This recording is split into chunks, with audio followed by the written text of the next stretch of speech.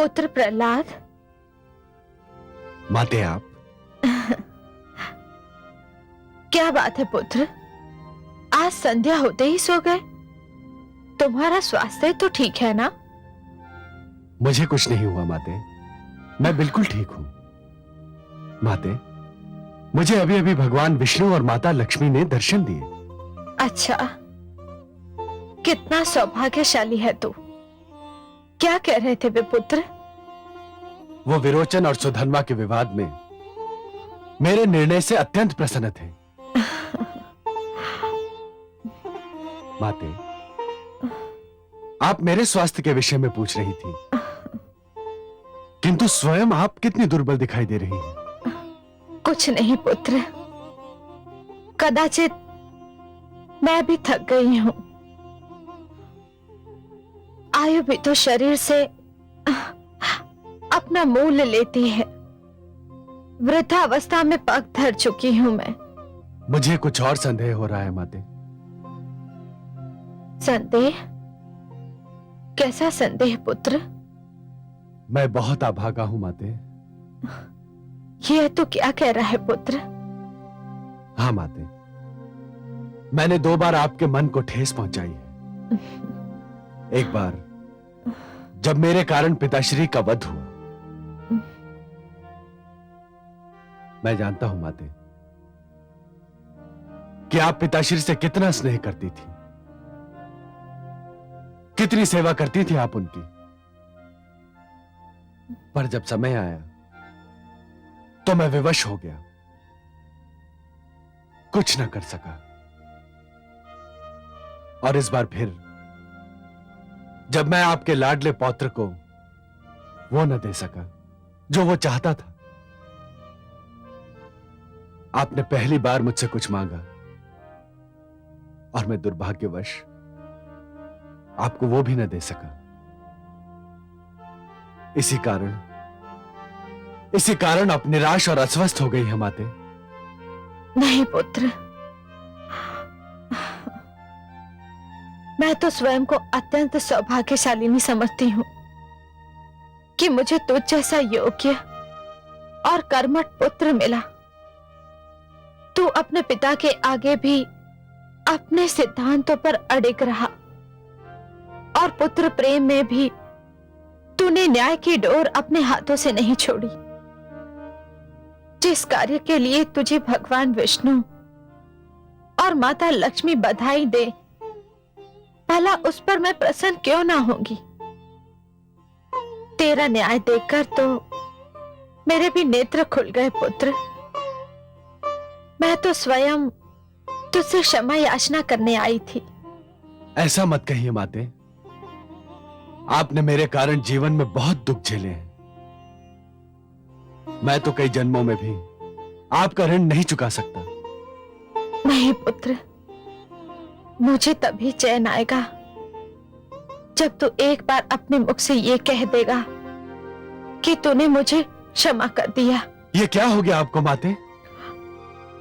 तू नहीं समझेगा पुत्र, बस एक बार कह दे कि तूने मुझे, पुत्रवधू धृति को और पौत्र विरोचन को मन से क्षमा कर दिया है। पुत्र, मैं जब तक ये शब्द नहीं सुन लूंगी, मेरी व्याकुलता कम नहीं होगी। माते, माते, अरे कोई है? माते,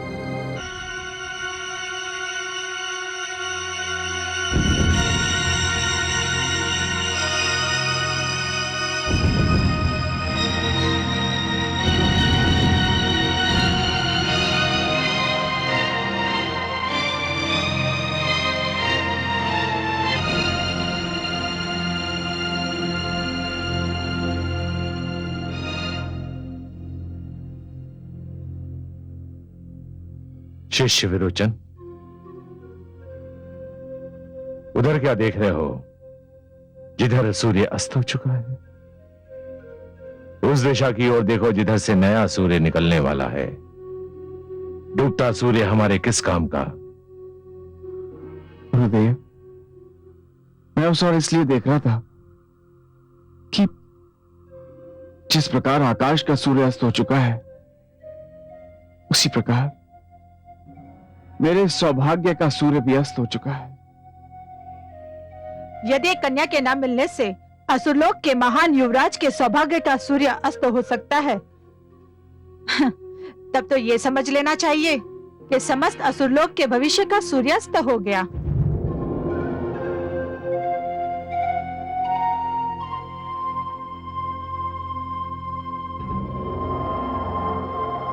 क्या एक कन्या को पाने की इच्छा में इतना ताप था कि उसने एक युवराज के समस्त उत्तरदायित्व, एक भावी सम्राट के समस्त कर्तव्य मोम की भांति पिघला दिए?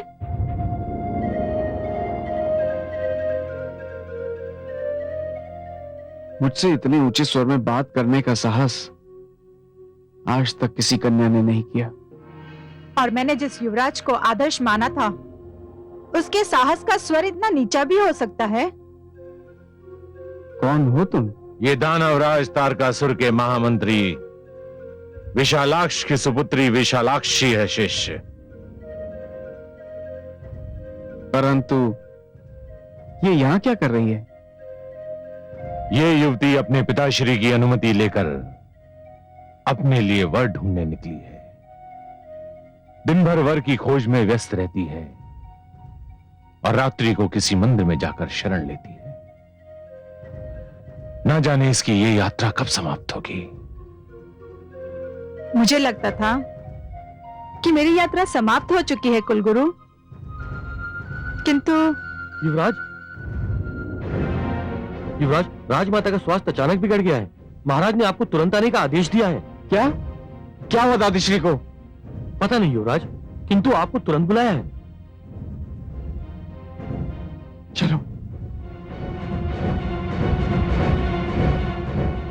कुलगुरु, मैं भी उस महान देवी के दर्शन करना चाहती हूँ जिसने सम्राट प्रहलाद जैसे महान व्यक्तित्व को जन्म दिया है। अवश्य पुत्री, आओ मेरे साथ। इतना कठोर दंड मत दीजिए मुझे माते। मेरे लिए तो माता भी आप हैं और पिता भी। आपके बिना रहने का न मुझे अभ्यास है और न कभी मैंने इसकी कल्पना की है। मेरा साहस टूट जाएगा माते, मैं टूट जाऊंगा माते।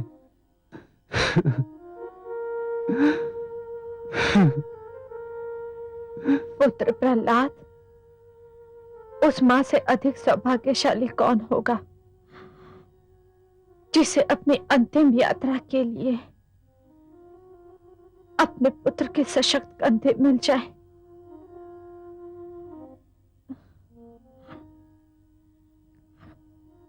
पौत्र विरोचन कहाँ है? दादीश्री, दादीश्री, ये क्या हो गया दादीश्री? पौत्र, दादीश्री, यदि आपके मन पर आघात इसलिए लगा है क्योंकि पिताश्री का निर्णय मेरे विरुद्ध गया था, तो आप उसे भूल जाइए। दादीश्री, हम सब अपने सिर पर आपकी स्नेह छाया देखना चाहते हैं। नहीं पौत्र, सारे सपने साकार हो चुके हैं। बस एक खटक मन में लेकर जा रही हूँ। आदेश दीजिए माते। क्या खटक रह गई आपके मन में माते? बस एक इच्छा अधूरी रह गई। पौत्र विरोचन मेरे ही जीवन में राजा बन जाता, परंतु जीवन की हर इच्छा पूरी तो नहीं हो पाती। आपकी ये इच्छा अवश्य पूर्ण होगी माते। मैंने स्वयं संन्यास लेने का निर्णय कर लिया था। मैं आपको बताने ही वाला था कि आपका स्वास्थ्य बिगड़ गया। पिताश्री, ये इन सब बातों का समय नहीं है। नहीं पुत्र, यही समय है, यही उचित समय है। अब ये कार्य अभी होगा, इसी समय होगा। आप बहुत उचित समय पर आ गए गुरुदेव। यह कार्य अभी संपन्न होना है। दासी,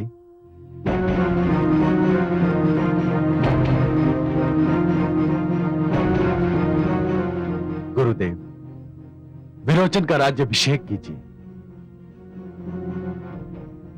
पुत्र विरोचन,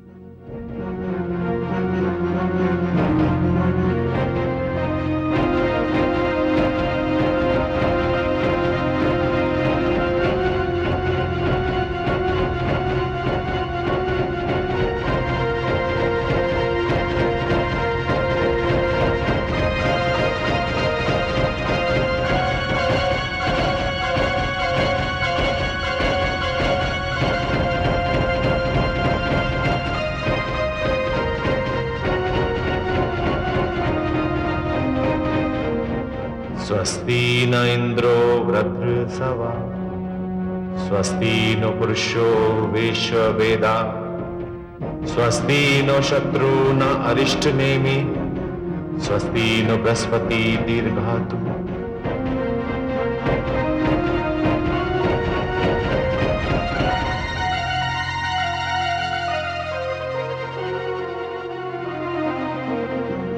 आयुष्मान भव।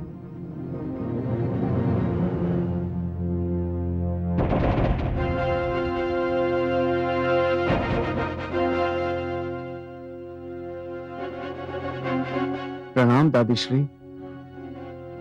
यशस्वी हो पौत्र। मुझे एक वचन दे पौत्र। आदेश दीजिए। तू आजीवन अविवाहित रहने का संकल्प नहीं करेगा।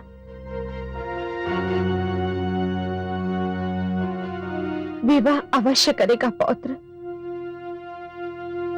हमारा वंश चलाएगा।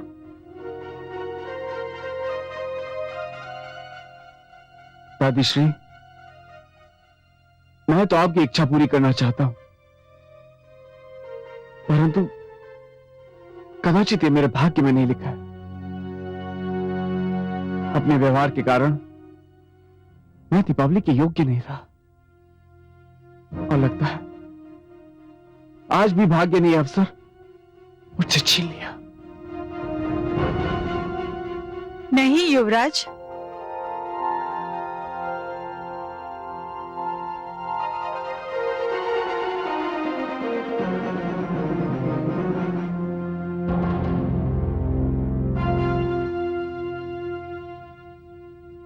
तुम कौन हो पुत्री?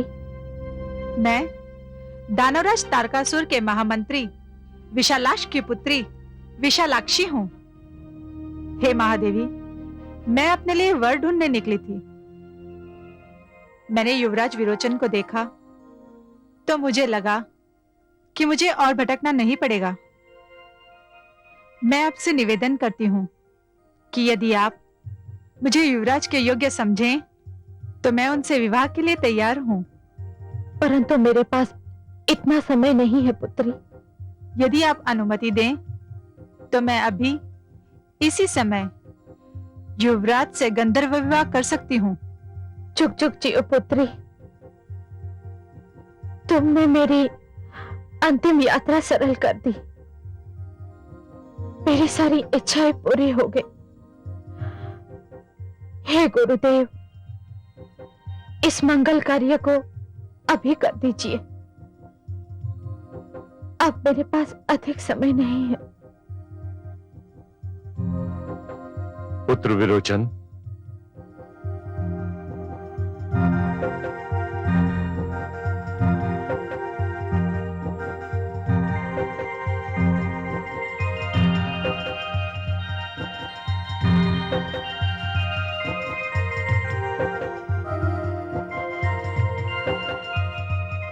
मैं चंद्रमा, नक्षत्र, वायु और दीप शिखा को साक्षी बनाकर युवराज विरोचन और सुकन्या विशालाक्षी को वर वधू घोषित करता हूं।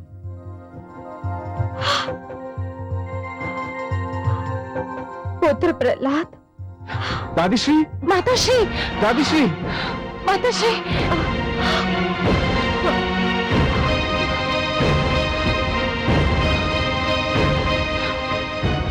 अब मुझे विदा करो मेरे लाडलो।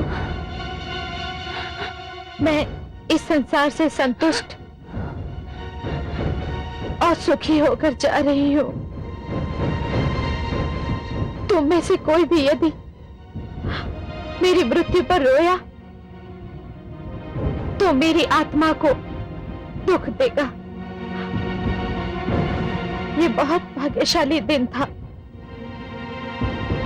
आज मेरे मन की सारी इच्छाएं पूरी हो गई। मैं अपने कुल को मंगलमय वातावरण में छोड़कर जा रही हूं और मुझे अपने जाने का कोई दुख नहीं।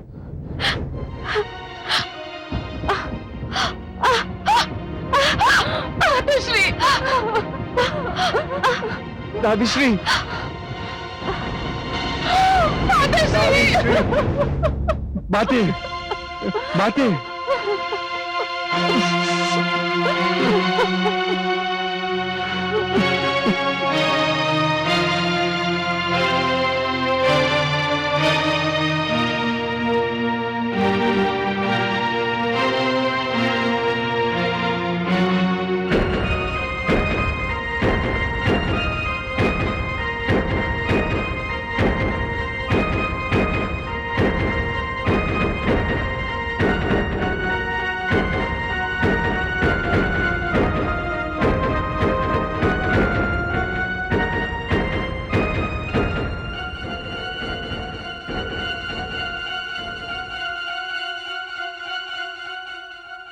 यशस्वी भाव।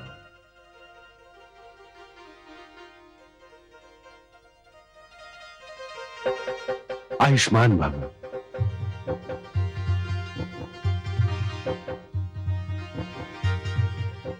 सुखी रहो। तेजस्वी भव पुत्र।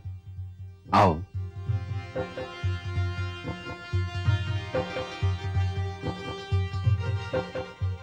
सिंहासन पर विराजो, अपना राजकाज संभालो और जनता को न्याय दो। पिताश्री, मैं आपसे अब भी यही विनती करता हूं कि आप अपना निर्णय बदल दें। असुरलोक को आपकी आवश्यकता है, मुझे आपकी आवश्यकता है और प्रजा भी यही चाहती है। पिताश्री, आपके होते हुए मैं स्वयं को इस सिंहासन के योग्य नहीं समझता। योग्यता तब तक सिद्ध नहीं की जा सकती जब तक उत्तरदायित्व की चुनौती स्वीकार न की जाए। पुत्र, हर पीढ़ी का कर्तव्य है कि वे नई पीढ़ी को आगे आने और अपनी योग्यता दिखाने का अवसर दे। मुझे बहुत प्रसन्नता है कि तुम मेरे रहते ही सिंहासन पर बैठ रहे हो और मुझे विश्वास भी है कि तुम अपने उत्तरदायित्व को भली भांति निभाओगे।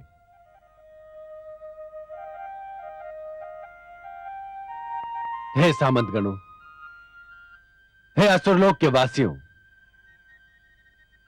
मैंने यथाशक्ति आप सबकी सेवा की है और आप सबको न्याय देने का प्रयत्न किया है। मुझे आशा ही नहीं विश्वास है कि आप सब मेरे पुत्र को भी वही सहयोग देंगे जो आपने मुझे दिया। अब मुझे अनुमति दीजिए और मुझे विदा कीजिए।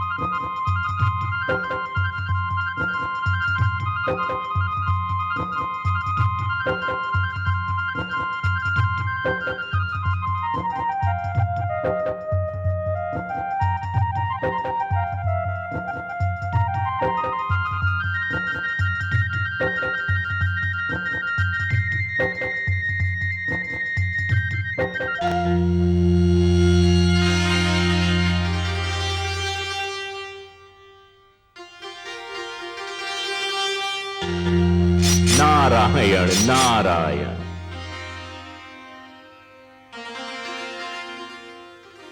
आज बड़ी प्रसन्न दिखाई दे रही हैं माते। हाँ देवर्षि, मेरा पुत्र प्रहलाद कितना महान है। ऐसे महान भक्त और महान त्यागी को सारा संसार कभी भी भुला न पाएगा। जो उसने आज किया वो सदा के लिए एक उदाहरण बनकर रह जाएगा। आपका संकेत किस महानता की ओर है माते? देवर्षि, सत्ता और सिंहासन कौन छोड़ता है? पुत्र हर पल ये आस लगाए रखता है कि उसके पिता का अंत हो जाए और सत्ता उसके हाथ आ जाए, और पिता हर पल पुत्र की ओर संदेह से देखता है कि कहीं उसका पुत्र उससे उसकी सत्ता छीन न ले। किंतु मेरे पुत्र प्रहलाद ने स्वयं अपने सिर से मुकुट उतारकर अपने पुत्र को सत्तारूढ़ किया है। मेरा पुत्र चाहता तो कई वर्ष तक राज कर सकता था। उसकी भुजाओं में बल था, उसकी विचार शक्ति तब भी प्रबल थी, और उसकी प्रजा तब भी उस पर अपने प्राण न्यौछावर करती थी। फिर भी उसे राज्य का मोह नहीं था। ये भक्ति का प्रभाव था, विवेक का प्रमाण था माते। प्रहलाद ने रहस्य जान लिया था कि हर पीढ़ी को चाहिए कि वो आने वाली पीढ़ी को प्रोत्साहन दे, उसे आगे बढ़ने और जीवन का भार स्वयं उठाने का अवसर दे। मेरे पुत्र का जीवन तो तप और त्याग का एक जीता जागता उदाहरण है। असत्य पर सत्य की विजय की कथा तो उसी से आरंभ होती है और उसी पर उसका अंत होता है। कहीं तो मैं आपसे सहमत नहीं हूं माते। क्यों देवर्षि, आप मुझसे सहमत क्यों नहीं? मैंने कोई अनुचित बात तो नहीं कही। अनुचित बात तो नहीं कही आपने माते, किंतु भावुकता से परिपूर्ण बात अवश्य कह दी। मैं समझी नहीं देवर्षि। इसे भले ही कोई विडंबना कहे, किंतु ब्रह्मांड में सत्य और असत्य, धर्म और अधर्म, इनका जन्म तो एक साथ ही हुआ है, और इनका अंत भी तभी होगा माते जब पूरे ब्रह्मांड का अंत हो जाएगा। और जब तक ब्रह्मांड का अंत नहीं होता तब तक सत्य और असत्य, धर्म और अधर्म, इनका संघर्ष तो चलता ही रहेगा माते। यदि ऐसा न हो तो महानता और हीनता की परीक्षा कैसे हो? माते, सत्य तो यह है कि यदि असत्य न हो तो सत्य की महानता का ज्ञान कैसे हो? अधर्म न हो तो धर्म की पवित्रता का पता कैसे चले? ये युद्ध तो सदा से चलता रहा है माते, और चलता ही रहेगा। तो क्या असत्य कभी सत्य से नहीं हारेगा? हारेगा माते, अवश्य हारेगा। जब भी असत्य और सत्य के बीच युद्ध होगा, असत्य ही हारेगा, किंतु वह अपनी हार कभी मानेगा नहीं। अवसर पाते ही वह अपना सिर फिर उठाएगा और सत्य पर आघात करने की चेष्टा करेगा। माते, सूर्य के तेज से भयभीत होकर अंधेरा भाग जाता है, किंतु जैसे ही दिन भर की यात्रा करने के उपरांत सूर्य थककर चूर हो जाता है, अंधेरा पुनः अपना सिर उठाने लगता है। इसी प्रकार माते, असत्य भी सत्य के समक्ष खड़ा नहीं हो सकता, किंतु समय के साथ साथ जब सत्य शिथिल पड़ जाता है, असत्य फिर अपना रंग दिखाने लगता है। तो इसका अर्थ यह हुआ कि प्रहलाद ने जिन आसुरी शक्तियों का दमन किया था, वो एक बार फिर सिर उठाने के लिए व्याकुल हैं और केवल अवसर खोज रही हैं। आपका अनुमान सर्वथा सत्य है माते। देवर्षि, क्या असुर लोक में फिर कोई नया उत्पात जन्म लेने वाला है? क्या इतिहास स्वयं को दोहराने वाला है? माते, यदि प्रहलाद की संतान और उसकी संतान की संतान ने इतिहास से सीख नहीं ली, तो उसे इतिहास दोहराने का दंड तो अवश्य ही मिलेगा। मेरा मन तो कांप रहा है, न जाने क्या होने वाला है आगे। माते, ये मैं खुलकर इसलिए नहीं बता सकता क्योंकि ये मेरे पिताश्री ब्रह्मा का क्षेत्र है। भाग्य विधाता तो वही हैं। उन्होंने प्रहलाद की संतान के भाग्य में क्या लिख दिया है, यह तो वही बता सकते हैं। मेरा कार्य तो सृष्टि की रक्षा के लिए अपने नारायण का संदेश घर घर में पहुंचाना है। माते, ये न भूलिए कि दैत्य गुरु शुक्राचार्य अब भी उन्हीं के बीच हैं। उनके अपमान के घाव ऊपर से दब तो गए हैं, किंतु अंदर से भरे नहीं हैं। माते, जब भी अहंकार की पुरवाई चलती है, उनके घावों में टीस फिर से उठने लगती है।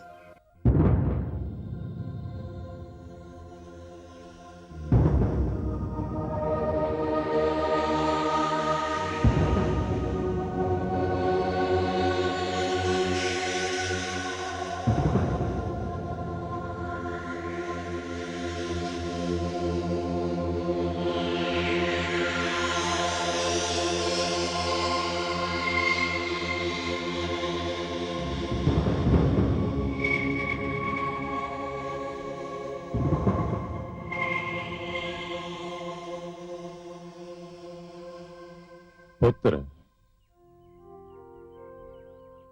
पिताश्री आप?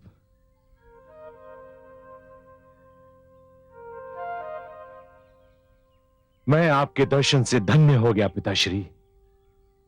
विश्वास कीजिए, कई दिनों से इच्छा हो रही थी कि मैं स्वयं चलकर आपके चरणों में शीश नवाऊं, परंतु अवसर नहीं मिला, यही ना?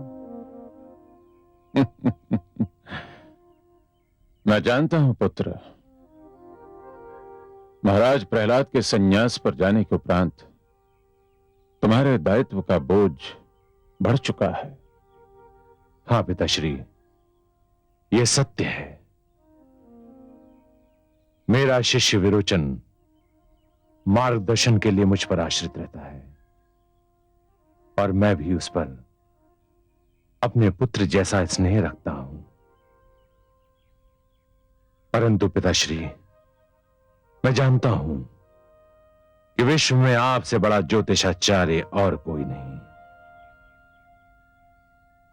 इसलिए मुझे शंका हो रही है कि आपका यहां पधारने का कारण अपने पुत्र से भेंट करना नहीं, आप अवश्य मुझे किसी संकट से सचेत करने आए हैं। तुम्हारा अनुमान ठीक है पुत्र। मेरा ज्ञान कह रहा है कि तुम्हारे शिष्य के सिर पर, जिसे तुम अपनी पुत्र की भांति चाहते हो, एक विकट समय मंडरा रहा है। विकट समय? हां पुत्र, उसके प्राणों को संकट है। ये आप क्या कह रहे हैं पिताश्री? ये मैं नहीं कह रहा हूं पुत्र, ये तुम्हारे शिष्य विरोचन के नक्षत्र कह रहे हैं। उसका लगन कह रहा है, उसकी राशि कह रही है। उसके सारे नक्षत्र कुछ इस तरह से एकत्रित हुए हैं कि उसकी अचानक और अकाल मृत्यु की संभावना प्रबल दिखाई देने लगी है। विरोचन मुझे बहुत प्रिय है पिताश्री, बहुत प्रिय। मैं कोई भी मूल्य चुकाकर उसके प्राण बचाना चाहूंगा, और आपको मेरी सहायता करनी होगी। क्या इस अचानक और अकाल मृत्यु से बचने का कोई उपाय नहीं है? यदि है तो बताइए, मैं स्वयं उसका पालन करूंगा। यदि उपाय न होता पुत्र, तो मैं केवल यह बताने इतनी दूर न चला आता कि तुम्हारा शिष्य काल के मुख में समाने वाला है। उपाय है पुत्र, उपाय है, किंतु इस उपाय का पालन तुम्हें नहीं, स्वयं सम्राट विरोचन को करना होगा। आप मुझे वो उपाय बताएं पिताश्री, मैं अपने शिष्य से उसका पालन करवाऊंगा। उसे हिम्मत में रहकर साधना करनी होगी। हिम्मत में साधना? हां पुत्र, उसे हिमालय जाकर गर्दन तक हिम में गड़कर 10 वर्ष तक तपस्या करनी होगी, और 10 वर्ष के पश्चात जब षष्ठी के दिन उसकी तपस्या का अंत होगा, तभी उसके प्राणों का संकट भी टलेगा। कर पाएगा वो ये कठोर तप? क्यों नहीं कर पाएगा पिताश्री? मैं उसे इस तपस्या के लिए तैयार करूंगा। बहुत कठिन है यह तपस्या पुत्र, बहुत कठिन है। परंतु मेरे शिष्य के लिए बहुत सरल है, क्योंकि इस प्रकार की तपस्या का अभ्यास उसके रक्त में घुला हुआ है। उसके दादा श्री हिरण्यकश्यपु ने भी ऐसी ही कठिन तपस्या की थी। तो फिर एक बात और जान लो पुत्र, ऐसे कार्य में तनिक भी विलंब नहीं होना चाहिए। इस घड़ी और इस तपस्या के बीच कोई और कार्य, कोई और विचार इस तपस्या के प्रभाव को दुर्बल कर सकता है। मैं इसी क्षण शिष्य विरोचन के पास जाता हूं। आभार पिताश्री, मुझ पर और मेरे पुत्र समान शिष्य पर कृपा करने के लिए कोटि कोटि धन्यवाद।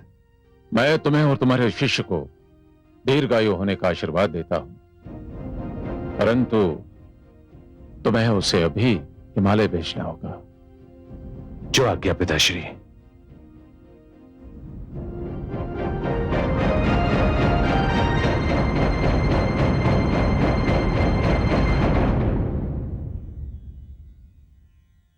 इसी समय गुरुदेव? हाँ शिष्य, केवल इसी समय नहीं, इसी क्षण। परंतु गुरुदेव, महारानी विशालाक्षी किसी भी क्षण मेरी संतान को जन्म दे सकती है। वो प्रसव पीड़ा में है। मैं आपको वचन देता हूं, अपनी संतान का मुख देखते ही मैं यहां से चला जाऊंगा। मैं तुमको परामर्श दूंगा कि संतान का मुख देखने की प्रतीक्षा मत करो। एक एक पल मूल्यवान है।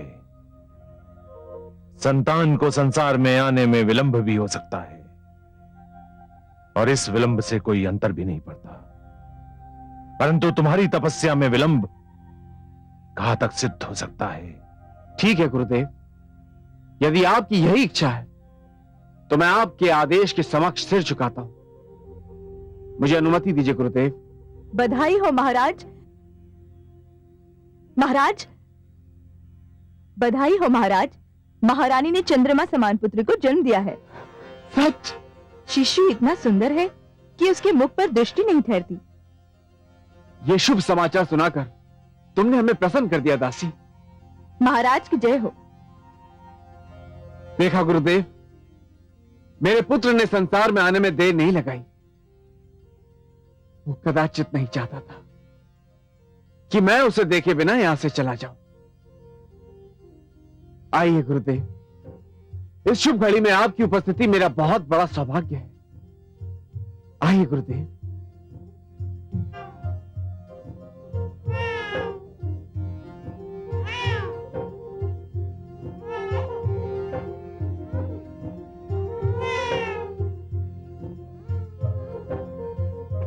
महारानी, महाराज और कुलगुरु पधार रहे हैं।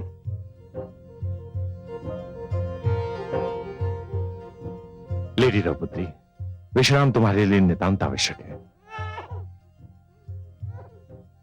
कितना सुंदर है गुरुदेव।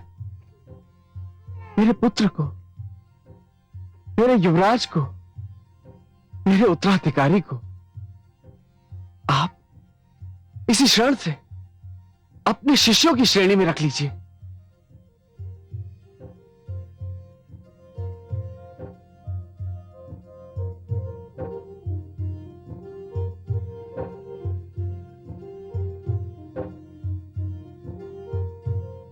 मैं इसका गुरु बनना स्वीकार करता हूं। तो फिर अपने नवजात शिष्य को कोई सुंदर सा नाम भी दे दीजिए गुरुदेव। इसका नाम तो मैंने इसके जन्म लेने से पहले ही सोच लिया था। ये नन्हा सा शिशु एक नए युग का निर्माता होगा, एक नई परंपरा का जन्मदाता, एक नए इतिहास का रचयिता होगा। मैंने इसका नाम सोचा है। इसका नाम होगा बलि।